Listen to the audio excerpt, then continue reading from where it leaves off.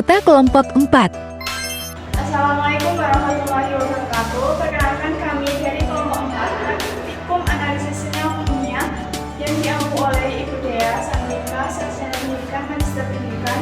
Perkenalkan di sini kami akan melakukan percobaan terkait penerapan K3 untuk meningkatkan keamanan laboratorium kimia di Universitas Tegal. Sebelumnya, perkenalkan nama saya Rahmatiani dengan NPM 23203 dan rekan saya Anaramatul Alamia dengan NPM 2310 Saya Siti Limatullah dengan NPM 2320 Saya Abdul Aziz dengan NPM 2340303 Saya Hadiatul Roma dengan NPM 2340 Keselamatan dan kesehatan kerja atau K3 di laboratorium kimia penting untuk melindungi dari bahaya seperti kecelakaan atau paparan bahan kimia beracun. Dengan mengikuti aturan K3, kegiatan di laboratorium bisa berjalan aman dan lancar. Ada beberapa alat yang kita gunakan dalam praktikum ASK, analisis senyawa kimia, yaitu sebagai berikut. Mayer. Yang kedua adalah gelas kimia berbagai variasi ukuran. Yang ketiga adalah gelas ukur. Yang keempat adalah corong kaca. Yang kelima adalah pipet tetes.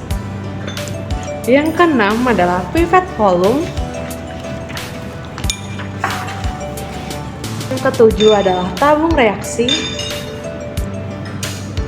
Yang kedelapan adalah rak tabung. Yang kesembilan adalah batang pengaduk. Yang kesepuluh adalah buret. Yang ke-11 adalah labu ukur. Peralatan laboratorium dasar.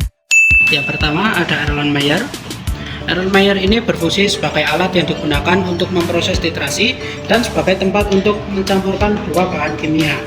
Dengan cara penggunaannya, apabila kita mengasumsikan air sebagai zat yang direaksikan, setelah kita tambahkan atau masukkan ke dalam Erlenmeyer, kemudian digocok atau digoyangkan Erlenmeyer tersebut.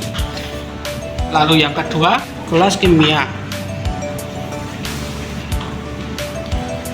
Gelas kimia ini ada bervariasi ukurannya.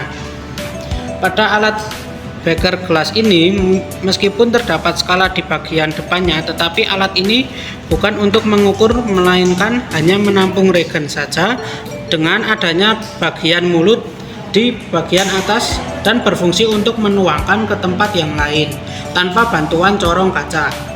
Lalu selanjutnya, gelas ukur ini digunakan untuk mengukur volume cairan dengan akurat.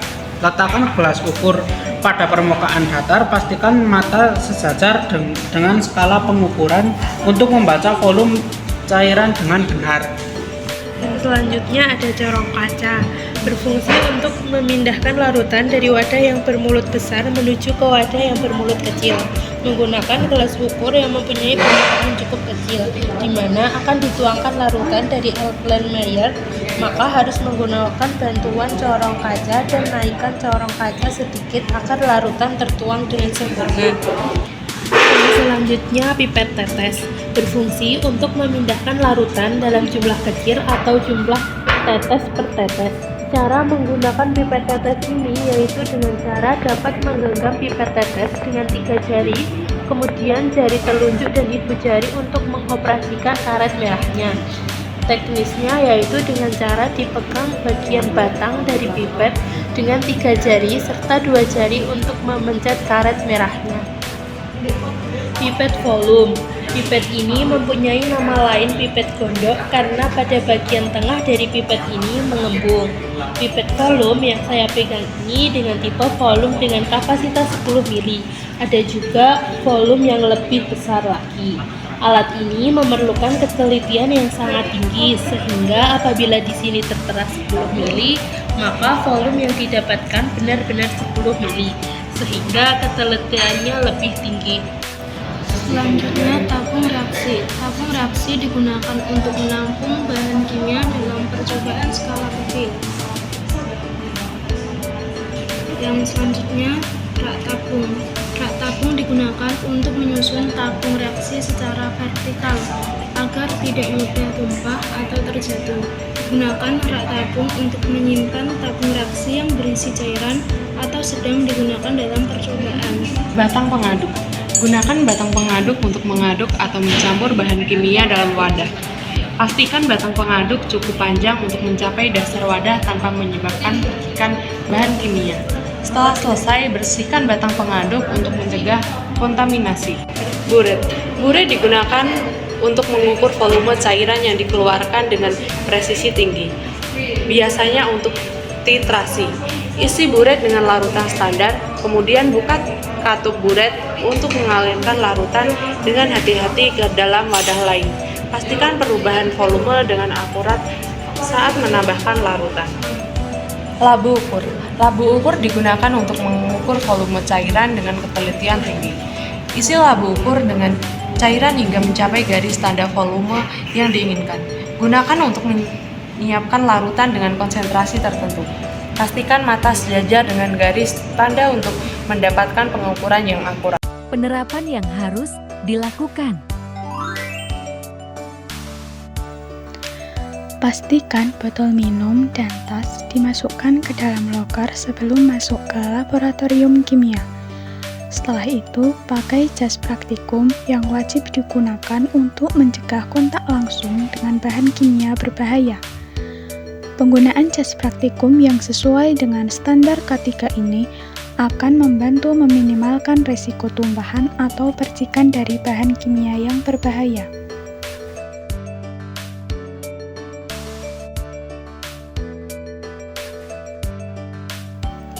Setelah itu, pakailah masker yang berfungsi sebagai pelindung saluran pernafasan dari paparan gas beracun atau partikel berbahaya, sesuai dengan prinsip K3 di laboratorium.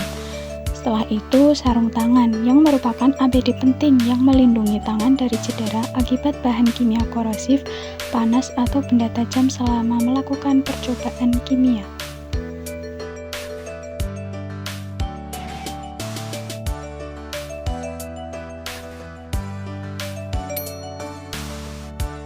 Lampu Erlenmeyer. Pada saat titrasi, lampu Erlenmeyer seharusnya digoyang-goyangkan dan tidak hanya diletakkan saja. Pipet tetes. Gunakan pipet tetes untuk menambahkan larutan secara bertahap, serta harus diperhatikan cara penggunaan atau cara pemegangan yang tepat terhadap alat pipet tetes tersebut. Tabung reaksi. Pengisian yang terlalu penuh pada tabung reaksi akan mengurangi ruang untuk gas yang mungkin terbentuk selama reaksi, sehingga dapat mengakibatkan tekanan berlebih di dalam tabung. Oleh karena itu, sebaiknya tabung reaksi diisi hanya hingga batas yang disarankan. Labu ukur. Kesalahan dalam pengisian labu ukur yang melebihi batas dapat mengakibatkan hasil pengukuran yang tidak akurat serta berpotensi membahayakan. Labu ukur ini dirancang untuk memberikan volume yang tepat, sehingga pada saat akan mendekati garis batas tersebut, sebaiknya digunakan alat berupa pipet tetes agar mendapatkan volume yang benar-benar kita inginkan atau volume yang mencapai garis batas tersebut dengan pas.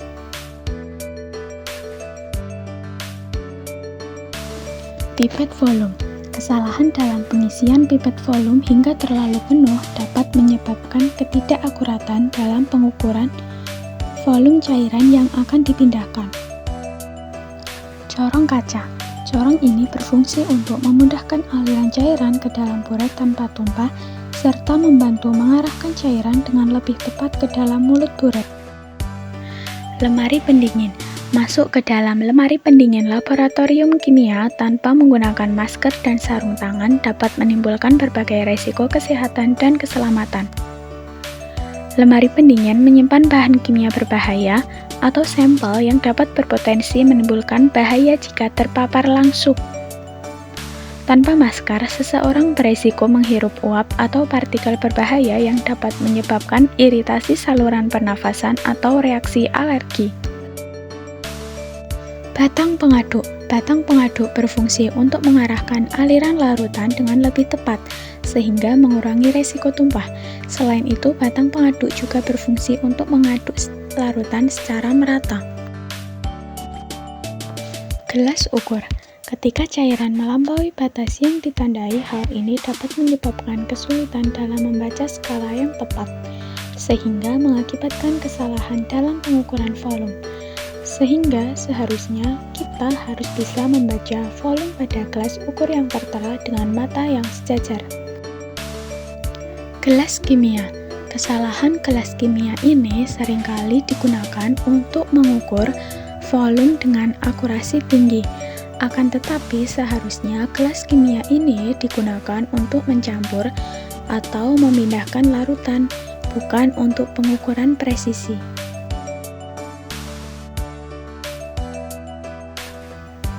Buret. Jika buret menetes dengan cepat, hal ini dapat mengakibatkan volume titran yang tidak terukur dengan baik, sehingga pada saat titrasi sebaiknya buret dituangkan secara perlahan. Setelah melakukan percobaan kimia, semua peralatan laboratorium kimia dibersihkan secara bersih serta harus tetap kering. Cukup sekian percobaan atau penerapan yang dapat dilakukan.